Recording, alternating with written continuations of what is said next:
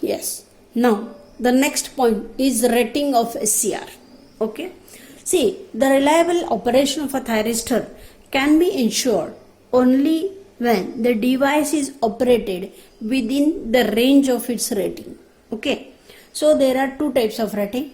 One is called to be as a current rating and another is called to be as a voltage rating. Okay. So, we will first see the current rating. First current rating is average current rating. So what is that average current rating? The power loss in a thyristor depends upon the average current flowing through the device. Okay. So it's a maximum average current flowing through the thyristor. You know that power is calculated by means of I square R.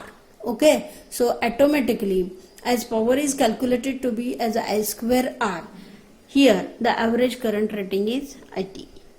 Second current rating is RMS current rating. In order to prevent the excessive heating in the resistive element of a thyristor such as metallic joints, leads, interfaces, the RMS current should be specified. What is this RMS current? Remember, this RMS current is nothing but the current which causes the heat losses. Okay. So, here as it causes the heat losses, in order to prevent, we have to consider this RMS current. Okay.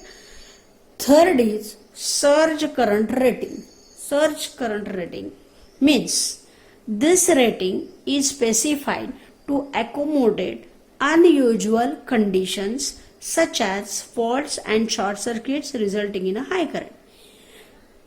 It may happen that because of some reason there may be surges in the current.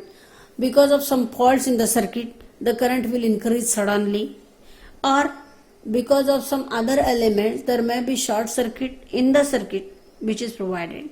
So the current will increase suddenly, which will pass through the device.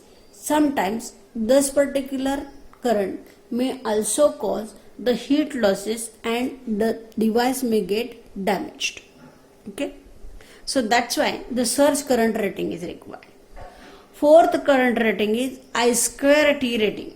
Remember, this rating is required to coordinate with fast acting fuse for protecting the device to overload the condition, for facing the overload or fault condition. Okay, it means that just now I told that the surge current may be because of some short circuit faults. Okay, so this particular is related to this also. I square T rating is nothing but the thermal energy.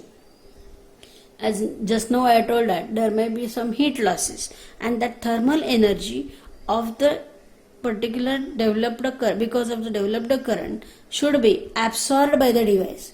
Otherwise, the device will be damaged. And that's why it is the measure of thermal energy that the device can absorb for a short time. Whatever the heat developed should be absorbed by that particular device, then and then only device will not be damaged. Okay, that's why this is called to be as a I square T rating. Okay, next is DI by DT rating. Okay, so DI by DT rating means what? If the rate of rise of anode current is very rapid compared to the spreading velocity of the carriers across the junction. Okay, during turn on period, the local hotspot may occur because of the heating due to high current. See, DI by DT rating means what? Whenever the SCR is turned on, you know that sudden current will be there. Okay, so that current is from anode to cathode. So that rate of rise of anode current should be compared with the spreading velocity of the carrier, because you know that because of this surge current the carrier should be spread across the junction J2. Okay, so here that velocity during the turn on period should be maintained so as not to appear the hotspot. Local hotspot should not be there. Okay, because if the local hotspots are there, what will happen? Due to high current, local hotspots are developed which may damage the device. Okay, so for that di by dt means rate of rise of anode current should be controlled. Okay, so these are the current ratings of the SCR. Okay, next is voltage rating. Okay,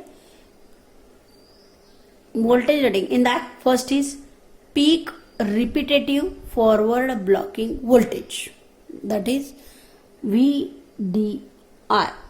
Okay, so this is the peak voltage which the thyristor can block in forward direction. Okay, next is peak repetitive reverse voltage, VRRM. Okay, so this is the peak reverse voltage which the thyristor can withstand without breakdown at maximum allowable junction temperature. You know that if the reverse voltage is increased to the reverse breakover voltage, then suddenly the current is going to increase and which will cause the breakdown. Okay, and because of that reverse breakdown, the temperature of the junction may increase suddenly. Okay, so in order to avoid the damage to the thyristor, this peak repetitive reverse voltage should be considered. Okay, this is in a reverse bias condition and this is in a forward biased condition. Okay, next is non-repetitive peak reverse voltage. This is maximum transient reverse voltage which can safely blocked by the transistor. Okay, it can be increased by inserting a diode of equal current rating in series with the thyristor. It means that this is also a reverse voltage only, but it is a transient. Okay, and this can be blocked by the thyristor. Okay, the next one rating in the voltage is dV by dt rating. Okay, so this dV by dt rating is if the rate of rise of forward voltage is higher than the specified maximum value, it may cause switching from off state to on state. Remember this.